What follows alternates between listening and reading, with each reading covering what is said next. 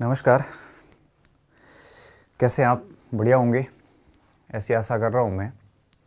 आज संडे है और संडे को चूँकि मोटिवेशन होना चाहिए, ऐसा आप सभी का मानना है और मेरा भी मानना है कि संडे को ऐसा ही कुछ अभिप्रेरणात्मक होना चाहिए जो बूस्ट मिले आपको और आगे 6 दिन अच्छे से पढ़ सको।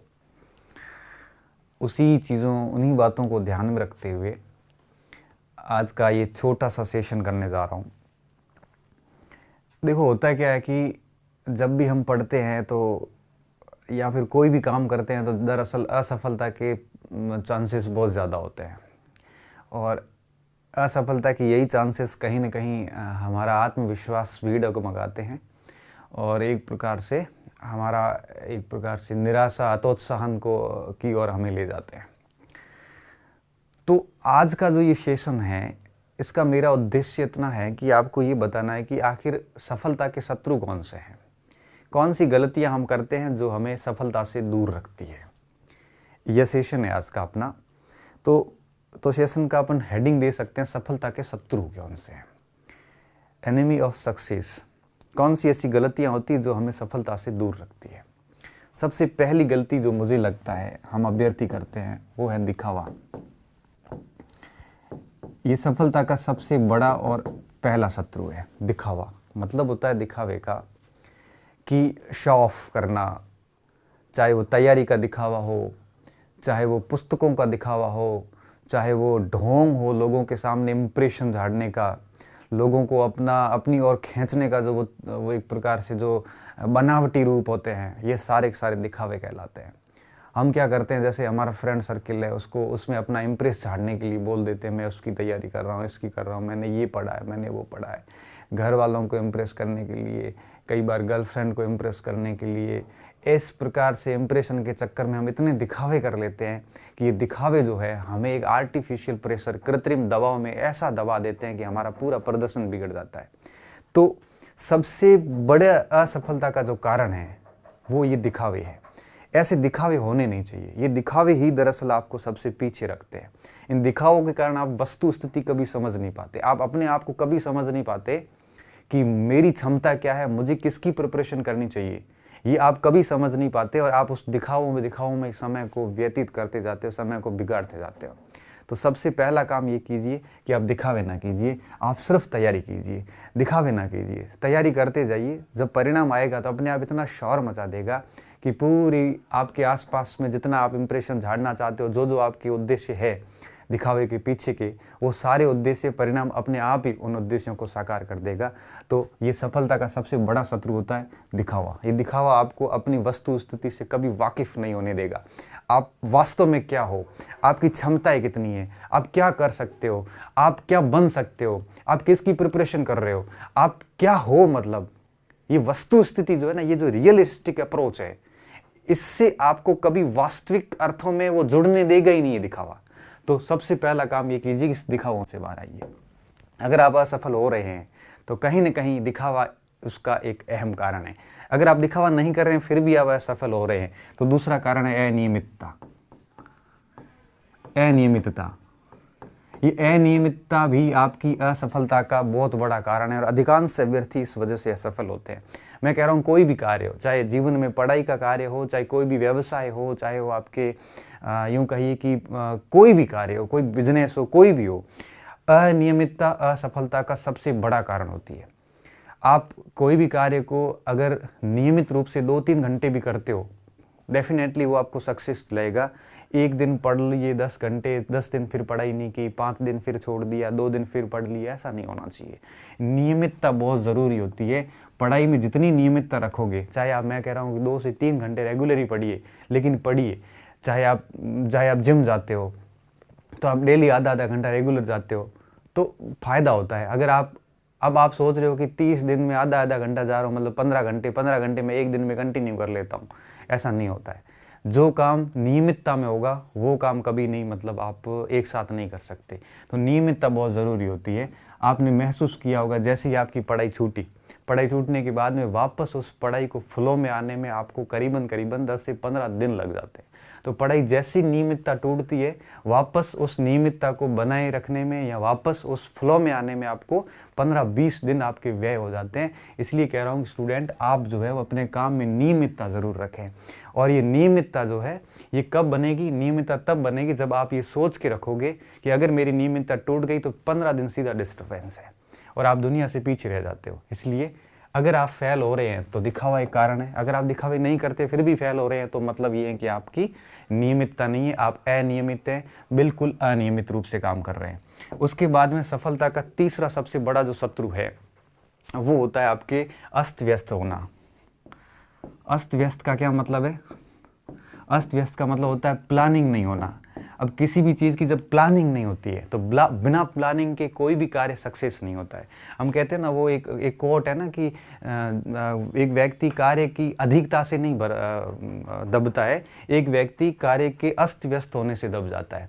आपको पता ही नहीं आपको करना क्या है, सुबह उठ के क्या करना है, मॉर्निंग में क्या पढ़ना है, इवनिंग में क्या पढ़ना है, सप्ताह भर में क्या पढ़ना है, आगे 4 महीने की प्रिपरेशन कैसे करनी है। जब अस्त व्यस्त हो जाते हैं, जब कोई प्लानिंग नहीं होती है, नियोजन का पूरा अभाव होता है। अब प्लानिंग आपके पास नहीं है, नियोजन का मतलब अभाव है, तो ऐसी अस्त व्यस्तता जो है, और या यूँ कहिए कि आपका कोई निर्धारित लक्ष्य नहीं है, तो ये जो अस्त व्यस्त रहना, ये अस्त व्यस्त रहना भी आपकी असफलता का एक बहुत बड़ा कारण हो सकता है। तो अगर आप मान के चलिए दिखावा नहीं कर रहे हो, नियमित भी बने हुए हो आप, लेकिन आप इतने अस्त व्यस्त हो कि आपको पता ही नहीं है कि एक दिन आप इतिहास पढ़ रहे हो, एक दिन भूगोल पढ़ रहे हो, एक दिन आप पता नहीं क्या पढ़ रहे हो, इसलिए होगा क्या? अंत में यही होगा कि समय खराब करोगे और आपको याद कुछ भी नहीं होगा। इसलिए कह रहा हूँ कि हमेशा नियोजन मतलब एक प्रकार से प्लानिंग के साथ काम कीजिए, प्रॉपर स्ट्रेटजी के साथ काम कीजिए।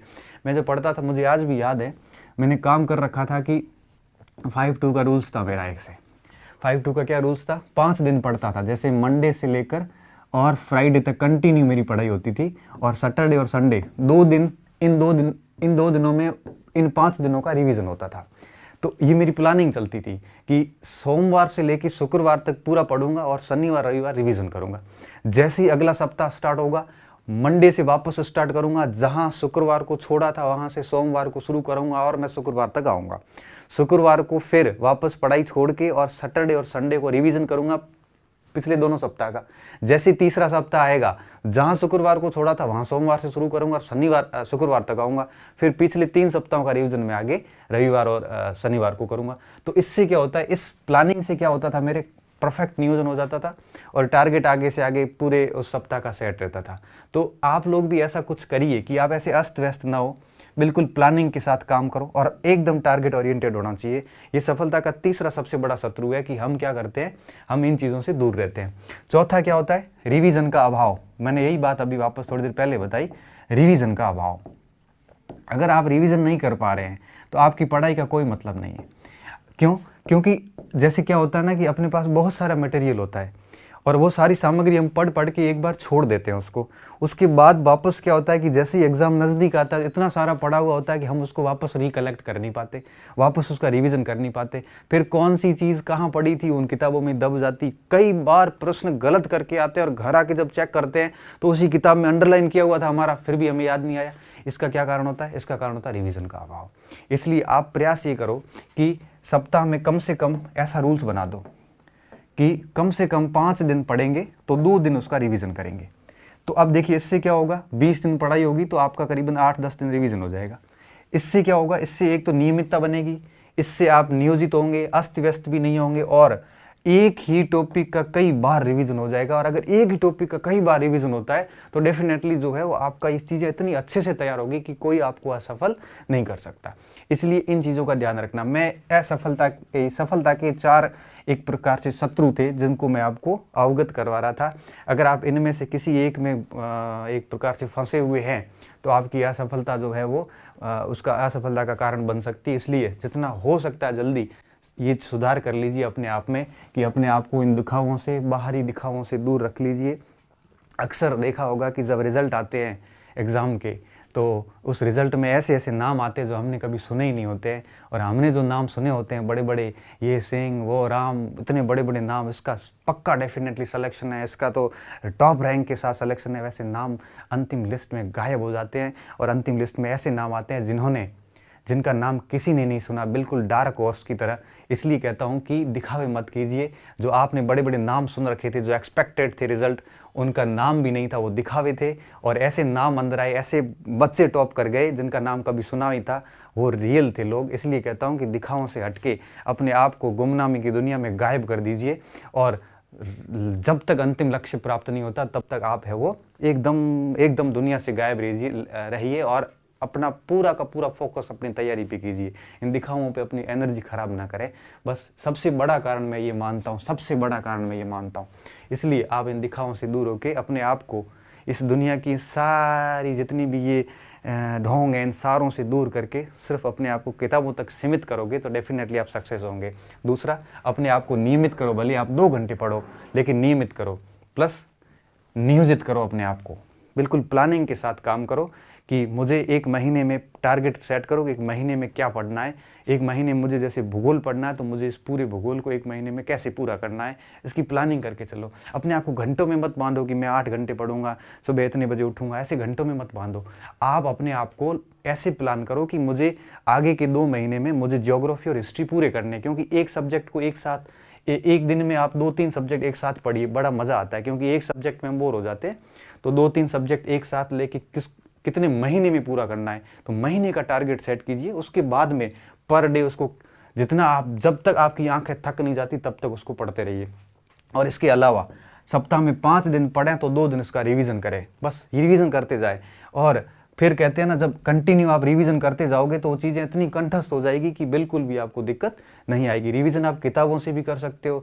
अगर आपने किताब को 2-4 बार पढ़ के शॉर्ट नोट्स बनाए हैं तो नोट्स रिवीजन कीजिए, किताब पढ़ने की वापस आवश्यकता नहीं होती है।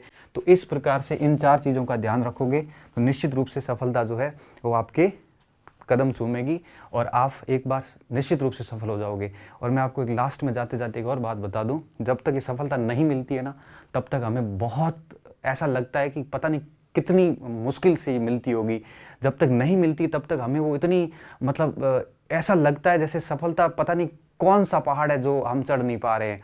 मतलब सफलता जब तक दूर है, जब तक नहीं मिली है ना, जब तक अलब्ध है तब तक ही कठिन है और तब तक ही अपने लिए वो एक प्रकार से प्यास है। जैसे वो मिल जाती है ना, उसके बाद लगता है तो कुछ था ही नहीं, इतनी आसानी से थी ये। और एक सफलता के बाद कई सफलताएं मिल जाती है। आपने देखा होगा, आपके आसपास कई उदाहरण देखे होंगे, एक नौकरी के बाद कई नौकरियां लग जाती है। तो सफलता एक बार मिल जाती है ना, तो उसके बाद कई मिल जाती है। उसका कारण ये होता है कि जब भी सफलता मिलती है तभी हमें पता चलता है कि इतना मुश्किल था नहीं जितना हम सोच रहे थे।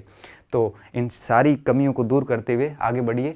मेरी शुभकामनाएं आपके साथ है। आज संडे था, तो संडे मोटिवेशन का एक प्रकार से मेरा ये प्रयास, उम्मीद करता हूँ आपके लिए उपयोगी सिद्ध होगा। हंसते रहिए, मस्त रहिए, पढ़ते रहिए और इन सारी कमियों से दूर होकर आगे बढ़ते रहिए। धन्यवाद।